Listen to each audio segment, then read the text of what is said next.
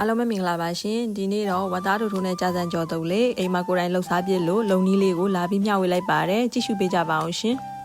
ဝက်ကလေးစားလေးတွေကိုစားရှာလကရည်နဲ့တေချာဆေးကြောတန့်ဆင်ပေးထားပါတယ်ဝက်ဥကိုအတွင်းထဲထိတေချာလှန်ပြီးတော့တေချာပြောင်းဆေးကြောပြီးတော့အခုလိုမျိုးလေးဝက်ဥအကြီးတဲ့ကိုဝက်ဥအသေးလေးတွေကိုသွတ်ပေးထားလိုက်ပါတယ်ပြုတ်ဖို့အတွက်စားတစွန်းချင်းနနက်ပွင့်ပဲငံပြားရည်အနောက်တစွန်းထည့်လိုက်ပါတယ်ပြီးရင်တော့ကလေးစားလေးတွေမြုပ်တဲ့အထိရေနှစ်ဖန်ခွက်ထည့်ပြီးတော့ပြုတ်ပေးထားလိုက်ပါမယ်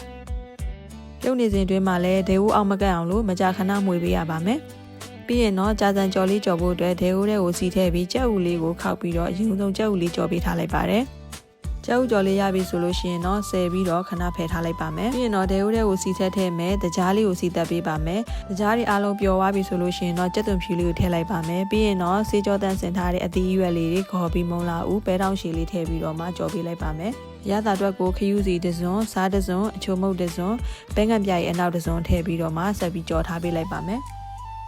အသီးရွက်လေးနူးဖို့အတွက်ရေလေးနည်းနည်းထည့်ပေးလိုက်ပါမယ်ရေလေးဆူလာပြီဆိုလို့ရှိရင်တော့ရေစိမ်ထားတဲ့ကြာစံလေးတွေထည့်ပေးလိုက်ပါမယ်အားလုံးသမအောင်မွေးပြီးဆိုလို့ရှိရင်တော့ကြော်ထားတဲ့ကြက်ဥလေးကိုအုပ်ပေးလိုက်ပါမယ်ပြီးရင်တော့ကြာစံလေးနူးမနူးမြည်ကြည့်ပြီးတော့မှနောက်ဆုံးမှာတရုတ်နန်နန်လေးအုပ်ပေးလိုက်ရင်တော့ကြာစံကြော်လေးရပါပြီဒီဘက်မှာလည်းဝက်ကလီစာလေးတွေက2ရေလောက်ပြုတ်ပြီးရင်တော့နူးပါပြီဆယ်ယူထားလိုက်ပါမယ်ပြုတ်ရေလေးကိုတော့ဟင်းကြိုလေးချက်ဖို့အတွက်ရေတန့်လေးတစ်ပူထည့်ပြီးတည်ထားလိုက်ပါမယ်ဝက်ကလီစာလေးရပြီဆိုရင်တော့တကြားစီတက်ပါမယ်စီထည့်ပြီးတကြားလေးနှစ်ဆွန်းထည့်ပြီးဝက်ကလီစာလေးတွေထည့်ပြီးတော့တကြားစီတက်ပေးပါမယ်ဝက်ကလီစာလေးတွေရဲလာပြီဆိုလို့ရှိရင်တော့ရပါပြီပြီးရင်တော့ဒီဘက်မှာဟင်းရည်ဦးလေးဆိုပြီးဆိုရင်တော့ကြက်သွန်ဖြူလေးရဲ့ကြောက်ဖြုံသီးလေးရဲ့ထည့်ပြီးကြောက်ဖြုံသီးအရေးတောက်လေးလုပ်လိုက်ပါတယ်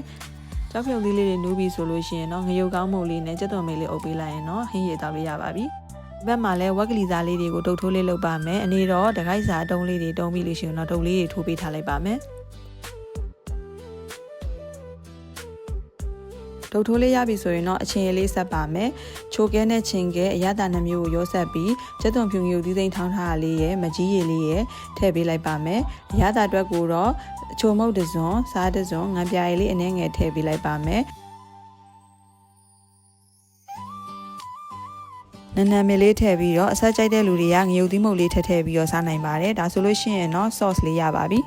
ကြည့်ရှုပေးသူတယောက်ချင်းစီတိုင်းကိုအားလုံးကျေးဇူးတင်ပါတယ်နောက်ဗီဒီယိုလေးတွေမှာပြန်လည်ဆုံတွေ့ပါမယ်ရှင်